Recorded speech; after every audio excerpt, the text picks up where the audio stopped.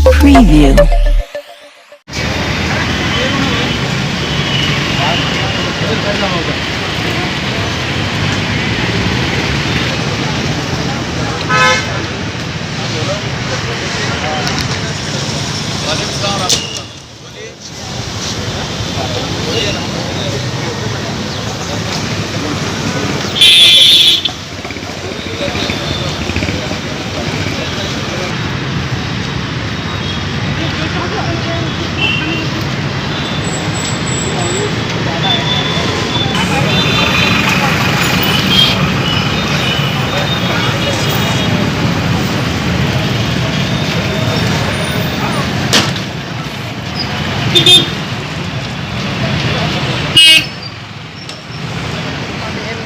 महाराष्ट्र की तरफ से पूरे राज्य में एक साथ पूरे ज़िलों में जिलाधिकारी कार्यालय में जाकर के जिलाधिकारी के मार्फत शेतकरियों के विरोध में ये जो बिल पास हुआ है उसके विरोध में धरना प्रदर्शन पूरे महाराष्ट्र में एक साथ किया जा रहा है। इसके माध्यम से हम ये समझते हैं कि ये जो बिल है एग्रीकल्चर का, ये किसानों के विरोध का बिल है, क्योंकि इसमें 2-3 मुद्दे बहुत अहम है जो समझने के हैं। एक तो ये है कि भारत में 11 करोड़ किसान रहते हैं जिनकी जो आमदनी है 5,000 से 14,000 के बीच में है, ये गवर्नमेंट की रिपोर्ट बताती है। और अब उनका जो सपोर्ट जो बेस है वो जो मंडी थी जिसके ज़रिए से कृषि उत्पन्न बाजार समिति, जहाँ पर एक मिनिमम प्राइस सरकार लेती थी, जो एक एश्योरेंस होता था कि हमको कम से कम इतना प्राइस तो ज़रूर मिलेगा, लेकिन अब सरकार ने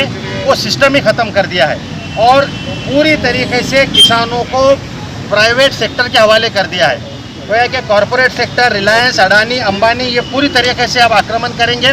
और जिस तरह से 1960 के पहले हमारे देश में हरित क्रांति होने के पहले जो महाजनी व्यवस्था थी, जो ब्याज पट्टे से कारोबार होता था, जो बियाने दिए जाते थे और उसका जो कुछ प्रॉब्लम था, वैसे ही व्यवस्था फिर से यहाँ पर आ रही है। इसके विरोध में हम यहाँ पर आज खड़े हुए हैं और हमारी मुख्य जो 4 डिमांड है उसमें से जो अहम डिमांड एक ये है कि MSP जो मिनिमम सपोर्ट प्राइस, जो समर्थन मूल्य है कम से कम, ये इसको फिक्स किया जाए और सरकार इस बात को एश्योर करे बाय लॉ, इस बिल के अंदर, कायदे के अंदर इस बात का प्रावधान किया जाए कि वो सपोर्ट प्राइस जो है उसको डिक्लेयर किया जाए, उसको इंक्लूड किया जाए। अगर ये इंक्लूड नहीं होती है तो इसका मतलब ये है कि किसान बिल्कुल रास्ते पर आने वाला है कुछ दिनों के अंदर।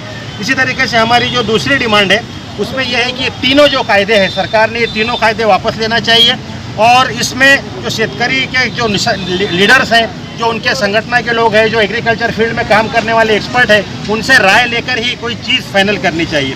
तीसरी बात यह है कि किसानों के लिए सब्सिडी देना चाहिए। जहाँ जहाँ भी इस तरह के रूल्स लगाए गए हैं वहाँ पर किसानों की सब्सिडी की बहुत इंपॉर्टेंस है। हमारा ये देश जिसकी GDP आज -24 जा रही है, इस GDP में 0.5% का भी प्रावधान नहीं है, जबकि देश का 50% जो लोग हैं वो किसान हैं और उसी के ऊपर जीते हैं, कृषि उत्पन्न के ऊपर।